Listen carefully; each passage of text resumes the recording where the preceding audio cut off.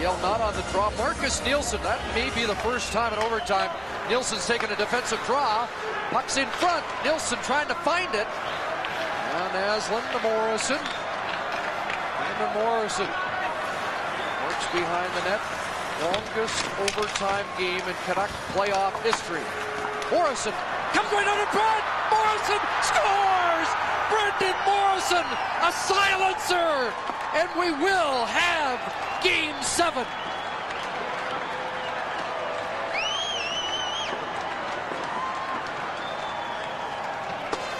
The Vancouver Canucks stay alive. And Brendan Morrison works the puck out of the corner on a terrific individual effort.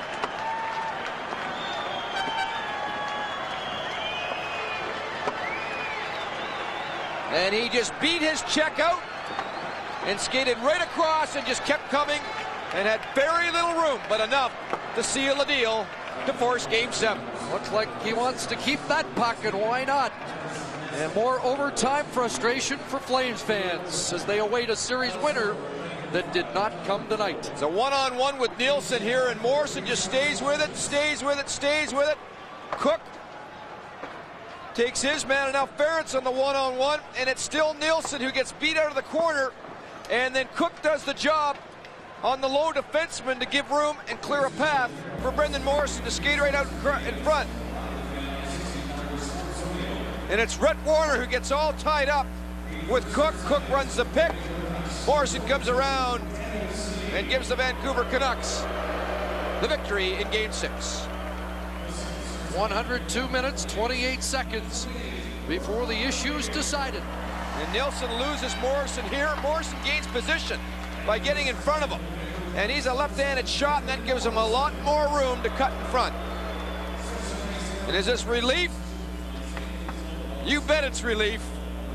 In 2 seconds of overtime back in 1996 before losing to Joe Murphy in the Chicago Blackhawks. Here's Nazen centering the puck. That's blocked by Nielsen. Nazen gets again in the left wing corner. Yeah, that was a 2-1 hockey game. Right here at the saddle to Morrison behind the Calgary goal. Nielsen checking from behind. Nazen comes over to help out. Nazen gets the puck in the right wing corner. Nice pass to Morrison, cutting in front. Morrison eats, shoots, scores! Brendan Morrison in triple overtime. There will be a Game 7 as the Canucks knock off Calgary 5-4. Morrison has never scored a bigger one than this. This guy can score overtime goals. There will be a Game 7. It took a long time to decide game number 6, but fans, get ready. You got a chance to really show your stuff now as your hockey team comes back to Vancouver to General Motors Place for the 7th and deciding game of this wonderful series. Brendan Morrison, the man of the moment, the hero for the Canucks tonight. Great patience, took his time, and then once Kiprusoff was down on his belly, Morrison tucked it in behind him, and the Canucks win the hockey game 5-4 in triple overtime. Oh, baby, it doesn't get any better than this. On the 52nd shot of the hockey game for Vancouver, Morrison tucked it in at 2:28 of triple overtime. And it is a silent and stunned Calgary crowd, something we haven't been able to see for hours now as they file their way slowly out to the exits. And the Canucks on cloud 9 as they head home to try to win this series in 7 and move on to the second round. Second goal of the series for Brendan Morrison. The big line very quiet tonight, but you don't mind it when they show up and the line contributes to get the winning goal in overtime. Morrison with the winner. And my goodness, isn't this something else?